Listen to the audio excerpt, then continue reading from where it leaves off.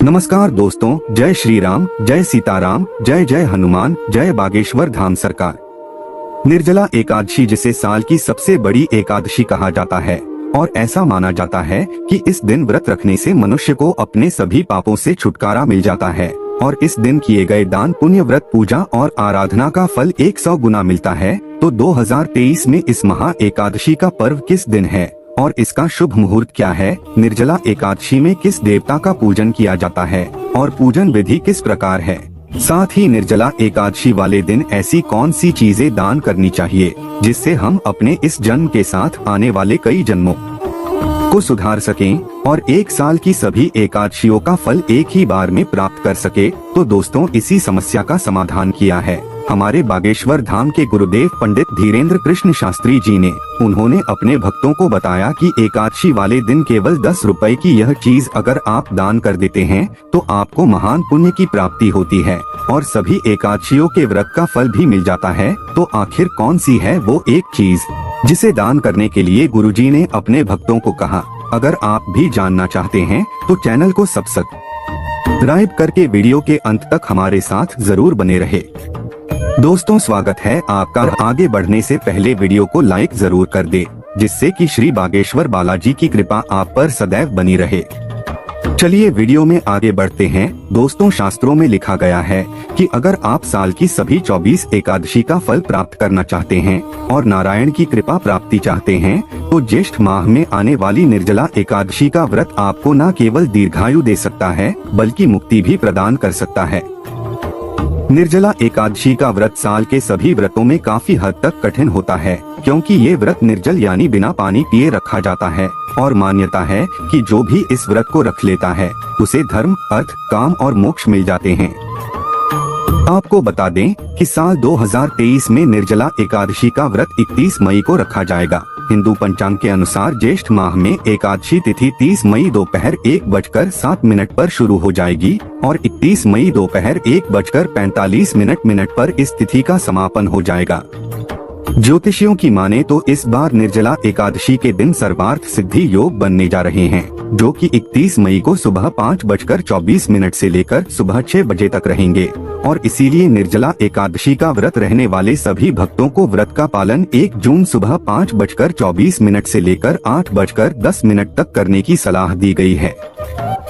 एकादशी व्रत के महत्व के बारे में अगर बात की जाए तो शास्त्र कहते हैं कि इस दिन सभी को बिना जल पिए भगवान विष्णु की आराधना करनी चाहिए और जो भी ऐसा करते हैं उन्हें साल की सभी एकादशियों के व्रत का फल मिल जाता है।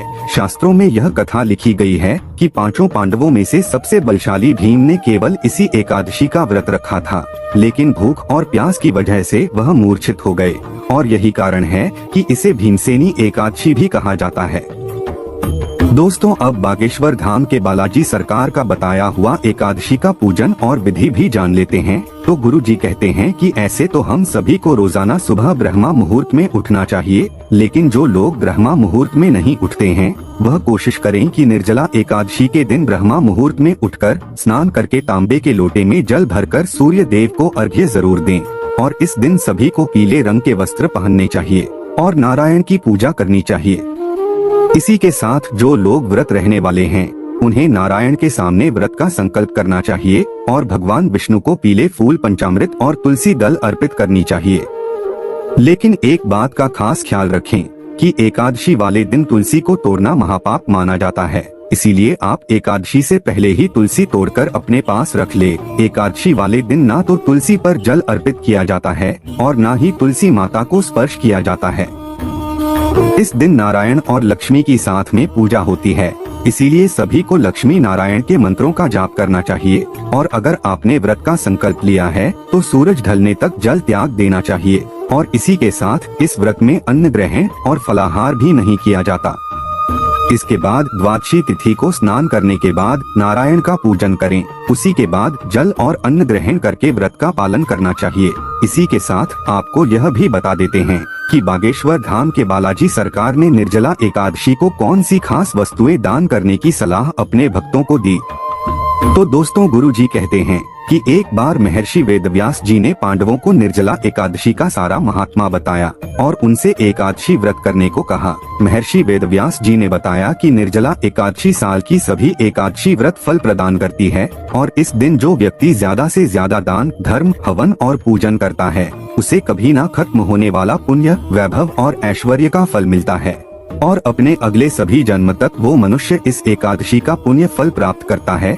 इस दिन जल का विशेष महत्व होता है क्योंकि यह एकादशी ज्येष्ठ माह में आती है और इस समय वातावरण में भयंकर गर्मी होती है और सूर्य अपनी पूरी ऊर्जा के साथ धरती पर उष्णता देता है। इसीलिए जो वस्तुएं तासीर में शीतलता प्रदान करती हैं, अगर ऐसी वस्तुओं का दान किया जाए तो यह सबसे ज्यादा शुभ माना जाता है। गुरु जी कहते हैं कि अगर आप निर्जला एकादशी वाले दिन छाता, वस्त्र और जूते दान करते हैं तो शास्त्रों के अनुसार आप मरने के बाद सोने के विमान में बैठकर स्वर्ग लोक को प्रस्थान करते हैं। इसी के साथ निर्जला एकादशी पर जो व्यक्ति गर्मी से बचाने वाली वस्तुएं जैसी अंगरखा, कपड़े आदि दान करते हैं उन्हें स्वर्ग लोक में जाकर सब प्रकार से सुसज्जित वस्त्र और आभूषण पहनने को मिलते हैं। इसी के साथ निर्जला एकादशी वाले दिन खीरा, ककड़ी, खरबूजा दान करने वाले व्यक्तियों की सभी मनोकामनाओं को स्वयं लक्ष्मी नारायण पूरा करते हैं। इसी के साथ जो लोग इस दिन जल का दान देते हैं और गरीब लोगों को मीठा और ठंडा शरबत पिलाते हैं तो ऐसे लोगों को महान पुण्य की प्राप्ति होती है और 1000 अश्वमेध यज्ञ के बराबर पुण्य फल मिलता है। दोस्तों, गुरु जी कहते हैं कि निर्जला एकादशी वाले दिन गाय की सेवा करना भी आपके लिए फायदेमंद हो सकता है। इस दिन शास्त्रों के अनुसार गाय को बिना नमक की रोटी पर गुड़ रखकर खिलाना चाहिए। ऐसा करने से इंसान को उसके सभी पापों से मुक्ति मिल जाती है और उसे धन, दौलत और ऐश्वर्य मिलता है।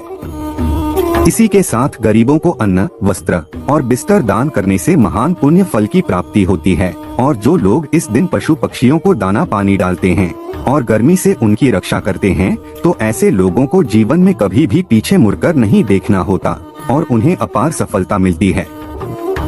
गुरुजी ने निर्जला एकादशी वाले दिन अपने सभी भक्तों को 10 रुपए की एक ऐसी चीज दान करने का भी विधान बताया जिसे करने से आपका परिवार धन दौलत से ढक जाएगा और आपको गड़ा हुआ खजाना भी मिल सकता है। तो गुरुजी की बताई हुई वह 10 रुपए की चीज है मिट्टी का घड़ा। जी हाँ दोस्तों, गुरुजी कहते हैं कि निर्जला एकादशी वाले दिन अगर आप एक मिट्टी का घड़ा लेकर उसमें पानी या मीठा शरबत भर कर दान देते हैं तो ऐसा करने से आपको धन प्राप्ति के योग बनते हैं। अगर आप अपने किसी कार्य में सफल नहीं हो पा रहे हैं या फिर आप नई नौकरी शुरू करना चाहते हैं या नया व्यापार शुरू करना चाहते हैं या फिर आपकी कोई भी मनोकामना हो, चाहे वह धन प्राप्ति की हो या चाहे वह सफलता के लिए हो या फिर मनोवांछित फल के लिए हो, वह सभी मनोकामनाएं पूरी हो जाती है। लेकिन एक बात का हमेशा ध्यान रखना चाहिए कि आप जो भी दान करें उसके बारे में बाकी लोगों को पता नहीं चलना चाहिए और हमेशा निस्वार्थ भाव से ही दान करना चाहिए। इसी से आपको दान के पुण्य फल की प्राप्ति होती है। तो दोस्तों, ये थे बागेश्वर धाम के बालाजी सरकार के बताए हुए निर्जला एकादशी के उपाय जो आपको एक व्रत से ही कई जीवन का फल प्रदान कर सकते हैं। तो उम्मीद करते हैं कि गुरुजी की बताई हुई ये बातें आपको जरूर पसंद आई होगी। अगर आपको यह वीडियो अच्छी लगी हो तो वीडियो को लाइक जरूर कर दीजिएगा और कमेंट बॉक्स में जय श्री राम, जय बागेश्वर धाम सरकार, जय हनुमान, जय सीताराम जरूर लिखें और इसे ज्यादा से ज्यादा शेयर करके बाकी लोगों तक भी पहुंचाएं। तो मिलते हैं अगली वीडियो में, तब तक आप अपना ध्यान रखें, स्वस्थ रहे।